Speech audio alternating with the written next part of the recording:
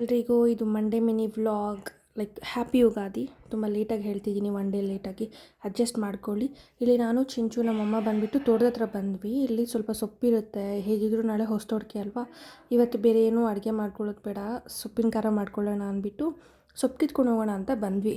ನಾನೇನು over expectation ಇಟ್ಕೊಂಬಂದೆ. Full ಸೊಪ್ಪೇನಾದ್ರು ಬಂದಿದೆ ಅಂದರೆ ಅರ್ಧ ಸೊಪ್ಪಿಗಿಂತೂ ಹುಲ್ಲೇ ಜಾಸ್ತಿ ಇದೆ, ನೀರು ಜಾಸ್ತಿ ಆಗೋಗಿ.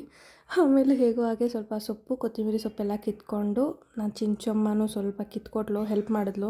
I should appreciate that. ಅದಾದಮೇಲೆ ಹಾಗೆ ಓಡಾಡ್ಕೊತ ಒಂದು ಶಾರ್ಪಾಗಿರೋ ಕಲ್ಲಾದರೂ ಹುಡ್ಕೊಂಡೆ.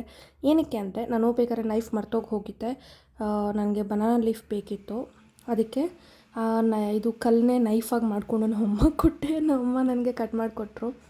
ನನಗೆ ಬೇಕಾಗಿರೋ ಬನಾನಾ ಲೀಫ್ನ I wanted to do something with banana leaf tomorrow. ನಾಳೆಗೆ ಪ್ರಿಪ್ರೇಷನ್ ಇವತ್ತೇ ಮಾಡ್ಕೊತಾ ಇದ್ದೀನಿ. ಫೈನಲಿ ನನಗೆ ಪುದೀನ ಸೊಪ್ಪು ಸಿಗಲಿಲ್ಲ, ಅದಕ್ಕೆ ನಾನು ನಮ್ಮ ಅಜ್ಜಿ ತೋಟದಲ್ಲಿ ಸ್ವಲ್ಪ ಪುದೀನ ಇದ್ದಿದ್ದು ನಂಗೆ ನೆನಪಿದೆ. ಲಾಂಗ್ ಎಗೋ ಅಲ್ಲಿರ್ಬೋದು ಅಂತ ನಮ್ಮನ್ನ ಚಿಂಚುನ ಮತ್ತೆ ಕರ್ಕೊಂಡು ಒಂದು 8 ಗುಂಟೆಗೆ ನಾವು ಬಟನ್ಸ್ ಹೂವು ಹಾಕಿದ್ದೀವಿ, ಅಲ್ಲಿಗಾದರೆ ಕರ್ಕೊಂಬಂದೆ. ನೋಡಿಬಿಟ್ಟು ಹಾಗೆ ಹೋಗಿ ನೋಡೋಣ ಅಲ್ಲಿ ಅಂತ. ನೋಡಿ ಎಷ್ಟು ಚೆನ್ನಾಗಿದೆ ಗೊತ್ತಾ, ಫುಲ್ಲು ವೈಬ್ರೆಂಟ್ ಕಲರ್ಸಲ್ಲಿ ಸಖತ್ತಾಗಿದೆ. ಫುಲ್ ಬೊಕೆ ಕೈಂಡ್ ಬಂದಿದೆ ತೋಟ ಎಲ್ಲ. ಇದು ಬಂದುಬಿಟ್ಟು ಆನಿಯನ್ ಸೀಡ್ಸ್. ಓಕೆ, ಬಟ್ ನಂಗೆ ಪುದೀನ ಸಿಗಲಿಲ್ಲ. ಪಾರ್ಟ್ 2ಗೆ ವೆಯ್ಟ್ ಮಾಡಿ.